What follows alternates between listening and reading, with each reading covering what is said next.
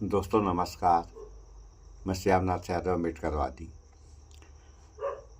जैसा कि आप लोगों ने समाचारों में सुना होगा कि मुख्यमंत्री योगी आदित्यनाथ ने उर्दू का विरोध किया और कठमुल्ला शब्द का भी प्रयोग किया। तो इसमें है क्या कि उर्दू, इनके हिसाब से उर्दू यहाँ की भाषा नहीं है, तो इनकी सोच गलत है। उर्दू जो है यहीं की भाषा है। अब इनको इतनी जानकारी नहीं है, बैठे हैं मुख्यमंत्री वाले पद पे। तो आपसे हम बताएं, सबसे पहले यहाँ भाषाएं तो तमाम थीं, लेकिन हम संस्कृत से शुरू कर रहे हैं। अभी पाली भाषा वसा भी पहले के समय में थी, यहीं की वजह से भाषाएं थीं, वो तो लगभग खत्म हो गई। अब संस्कृत से भाषाएं चल रही हैं, तो सबसे पहले संस्कृत से शुरू किया जा रहा है। तो सबसे पहले यहाँ संस्कृत थी, संस्कृत के बाद तब उर्दू आई, उर्दू के बाद हिंदी। ये इस तरीके से भाषाएं जो है आई हैं। और मातृभाषा आप लोग जानते ही हैं, एक राष्ट्रभाषा, एक मातृभाषा। मातृभाषा जैसे पूर्वांचल की हिंदी, बंगाल की बंगाली, पंजाब की पंजाबी। तो जो भी भाषाएं हैं एक दूसरे से संबंधित हैं। जैसे अगर उर्दू है, हिंदी है, तो उर्दू हिंदी संबंधित है। अब हिंदी से भोजपुरी भी मिलती जुलती है। तो एक भाषा दूसरे भाषा में जो है, इसको एक तरह से कहा जाएगा घुसी रहती है। तो ये स्थिति है। और सारी भाषा यहाँ की है। जैसे पर्यायवाची सब लोग पढ़ते हैं ना, जैसे पानी है, किसी समय में पानी को नीर कहा गया, जल भी है, आज पानी कहा जा रहा है। उसी तरीके से भाषाएं हैं। सो थोड़ा सा आप लोग इस वीडियो में देख लें, फिर आगे बात हो। घंटे तक हम दो विषयों पर महामंथन पूरा वीडियो दोस्तों दिखाएंगे। के बारे में आपको बताते चलते हैं। योगी आदित्यनाथ के कठमुल्ला वाले बयान पर महासंग्राम छुड़ा है। पहले हिस्से में हम उस पर बातचीत करेंगे और महादंगल के दूसरे हिस्से में हम नाम बदलने वाली सियासत को समझने की कोशिश करेंगे। पूछेंगे कि आखिर नाम ने क्या रखा है। अभी दिल्ली में 3 जगहों के नाम बदलने की मांग उठने लगी है। इन दोनों ही मुद्दों पर गंभीर चर्चा होने वाली है। लेकिन पहले बात योगी आदित्यनाथ के कठमुल्ला वाले बयान पर सुलग रही सियासत।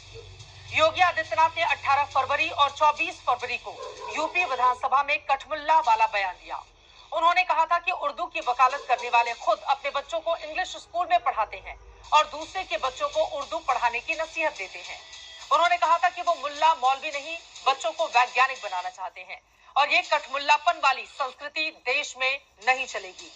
योगी के इस बयान के पीछे यूपी विधानसभा में नेता प्रतिपक्ष माता प्रसाद पांडे की उर्दू को लेकर उठाई गई मांग है। माता प्रसाद पांडे ने फ्लोर लैंग्वेज में अंग्रेजी की जगह उर्दू को रखने की मांग की थी। उन्होंने कहा था कि मुंशी प्रेमचंद भी उर्दू में लिखते थे और प्रदेश में उर्दू के विभाग भी हैं। तो फिर इस पर आपत्ति क्या है?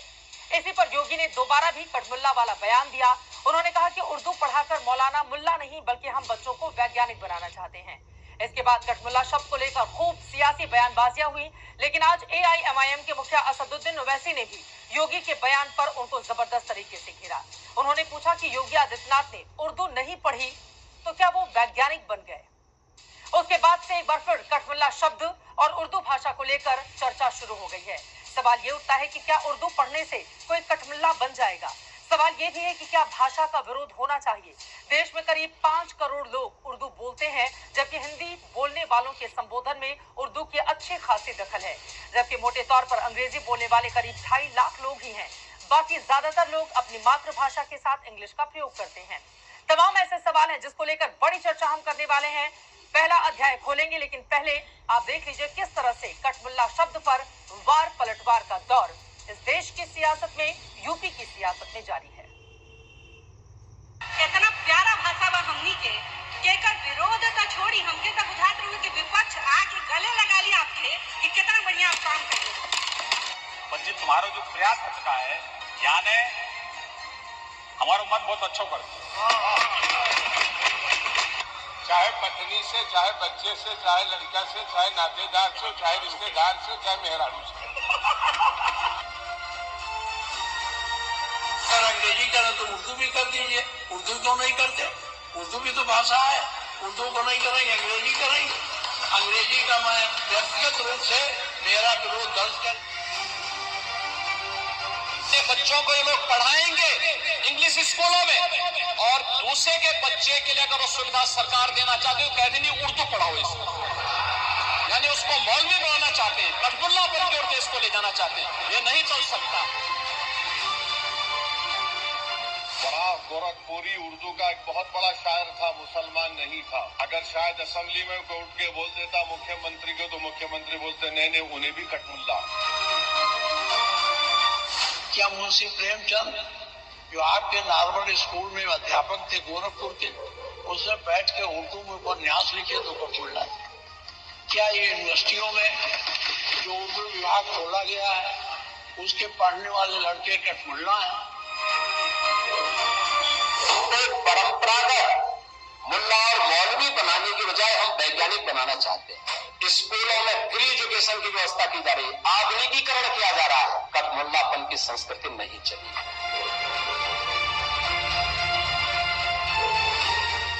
उत्तर प्रदेश के मुख्यमंत्री को तो उर्दू नहीं आती, मगर वो साइंटिस्ट क्यों नहीं बने, उसका जवाब वही दे सकते हैं।